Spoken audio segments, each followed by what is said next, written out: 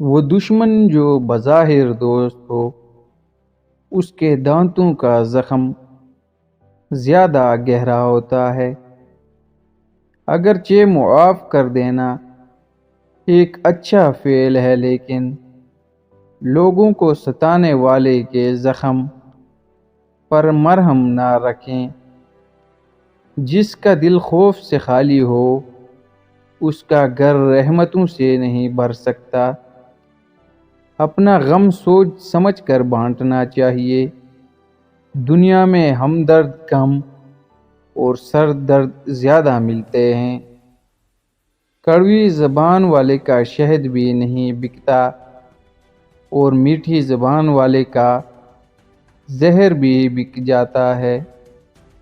اللہ کے نزدیک سب سے عظیم وہی ہے جو دوسروں کی خدمت کرتے ہیں۔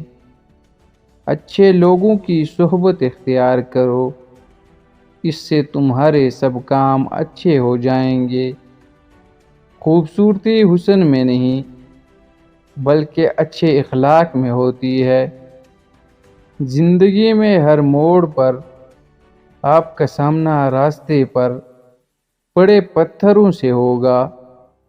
اب یہ آپ پر منحصر ہے کہ آپ اس سے کیا بناتے ہیں، مشکلوں کی دیوار یا پھر کامیابی کا پل۔